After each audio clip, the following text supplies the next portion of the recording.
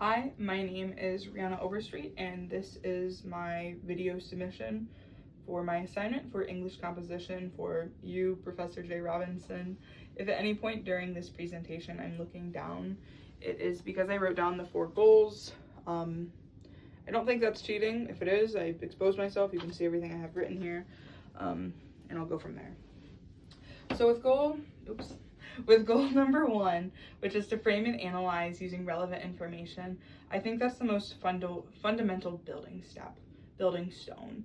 Because if you are able to understand, and this comes into play with the multiple perspectives essay, if you're able to understand multiple people's viewpoint, I think it helps you to form a whole picture of a topic or a situation as opposed to just maybe your own.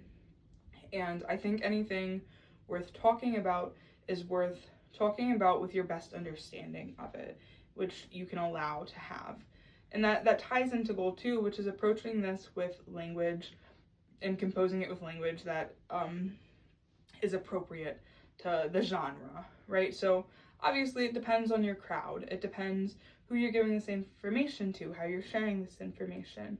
But I think if you approach that information with your opinion and it comes off as aggressive or offensive, people are going to be offended, you know? But I think if you approach it from openness and with a form of gentleness, I think people are going to have that information more well received, which I think if you're trying to get other people maybe like on your side, I think that approaching it with openness is the best way to do that, as opposed to with aggression or shaming people and making them feel less than because of their opinion. That doesn't help anybody.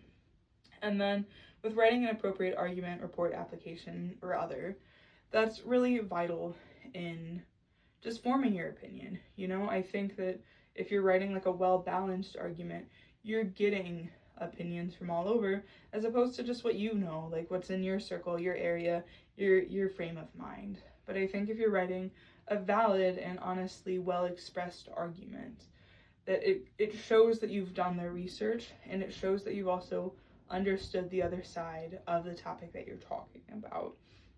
And then that ties into 4, if you see media that's vote for this person, don't vote for this person, all of those sorts of things, it's already based on thoughts we already have. So bringing that language into the media that you're putting out there is also important. You want it to be attention grabbing. You don't want it to be inaccurate. And it's vital that it catches people's mind with how quick we need our attention to be grabbed nowadays.